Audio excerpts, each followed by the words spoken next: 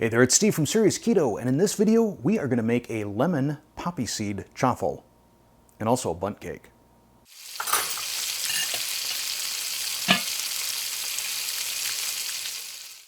In last week's little cooking science video, I tested the effect of the temperature of eggs on baking.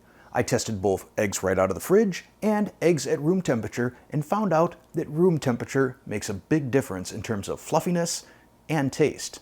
In that video, I made some chaffles with ricotta cheese, and as soon as I tasted it, the first thing that popped into my brain was lemon poppy seed. So here we are making some lemon poppy seed chaffles. Now this particular recipe will yield 4 chaffles, so if you've got one of these Dash mini multis, like this, perfect for 4 chaffles. And I will include a link to my review of the Dash mini multi right up here. Alternatively, you can use this same recipe to make 2 mini bundt cakes using the Dash mini bundt cake maker.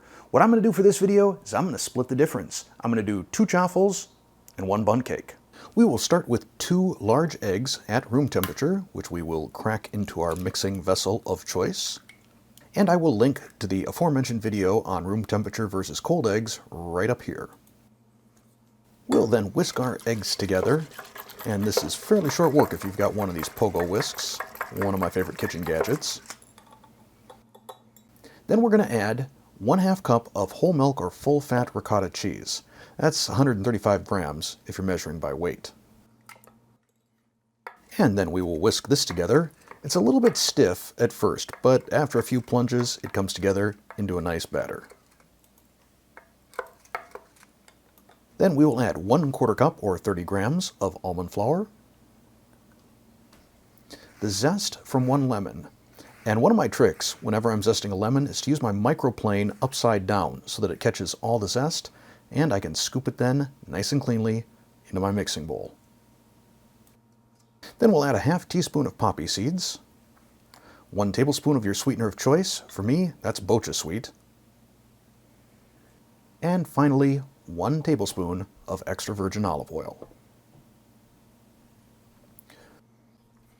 Once again, we'll whisk, and once again it's going to be a little bit stiff initially, but after a few plunges, it starts to come together as a nice batter.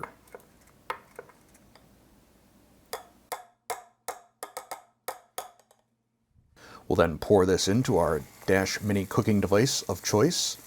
If you're using the regular Dash Mini, it's about 1/4 cup or 1/4 of your total batter per Dash Mini. If you're using the multi-mini, you can just dump it all in, you're good to go. We'll let this cook for about 3 minutes. You don't want to overshoot 3 minutes, otherwise they start to dry out, and we want to keep these nice and moist.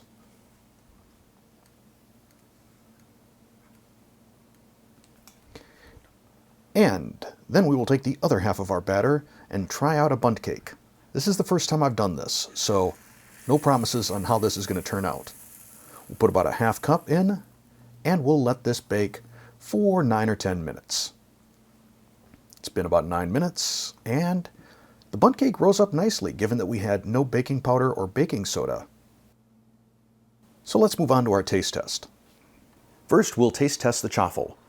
Now, you can see, because I only cooked it for 3 minutes, it's a little bit more pliable, a little more delicate. Very good. Very much tastes like a lemon poppy seed muffin. I'm going to say again, though, you do not want to go over 3 minutes. I want just a shade over 3 minutes, and it's slightly drier than the test run that I did. So keep it at 3 minutes, maybe just a tiny bit less. You want to make sure that these are nice and moist.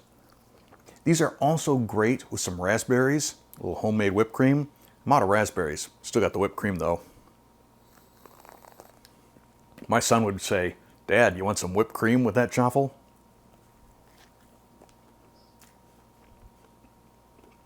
Awesome. And now the bundt cake.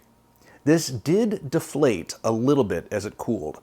I'm not sure if adding maybe a 1/4 teaspoon of baking powder might help with that. In fact, you could actually use baking soda since you've got the lemon in this, and that's acidic, which triggers baking soda. It might be worth trying. I think though if you used baking soda, this might brown a little bit more. Ooh, still steaming hot. So I'm going to say that this is less successful as a bundt cake. While it is moist, it is a little bit dense, which leads me back to what I was saying before about maybe using a little bit of baking powder, possibly baking soda in this. That's going to have to be a future experiment. For the time being, though, I'm going to say stick with the Chaffle.